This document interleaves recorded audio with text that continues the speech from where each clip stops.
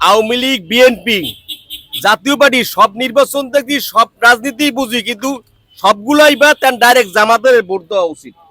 আগামী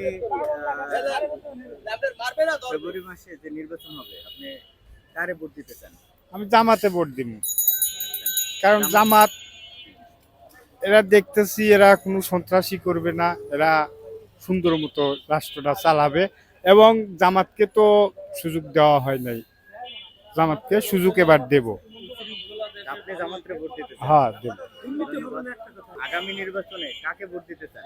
বাংলাদেশ জামাত ক্ষমতায় গেলে ভালো হবে। সবচেয়ে ভালো হয় জামাত গেলেই, কারণ সবারই তো দেখা হয়েছে। জামাত, আপনি ভোট দিবেন কাকে? আমি তো পাক্কা নিয়ত আছে জামাত। একটা ভালো গুণ বলেন জামাত। ভালো জামাত বলতে গুণের ভিত্তি একটাই, অন্তত যদি দল গঠন করে মানে ক্ষমতা আসতে পারে, দুর্নীতিমুক্ত বাংলাদেশ থাকবে। আসসালামু আলাইকুম। ওয়ালাইকুম সালাম রহমতুল্লাহ বরকাতুহু। একটু সংক্ষেপে যদি বলতেন, আগামী নির্বাচনে কোন দল ক্ষমতায় গেলে জাতির জন্য ভালো হয়? জামাত ইসলাম গেলে ভালো হয়, কারণ আমরা সব দল তো একবার করে দেখলাম, এবারকে যদি একটু জামাত দেখি। যদি জামাত গেলে কেন ভালো হয়, যদি এই সম্পর্কে কিছু বলতেন।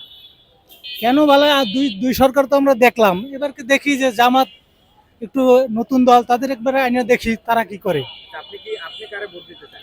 যদি একটু বলতেন। আমি জামাতরে ভোট দেবো, জারিবাল আমার খাই। Thank you. আমি মনে করি যে বাংলাদেশে বর্তমানে দোনো দলে যে আসলো, হ্যাঁ, তা এবার আমার আশা একটা ছিল যে বাংলাদেশে এবার নতুন একটা দল আসুক, দলটা পুরানো হোক কিন্তু দলটা নতুন এই বর্তমানে।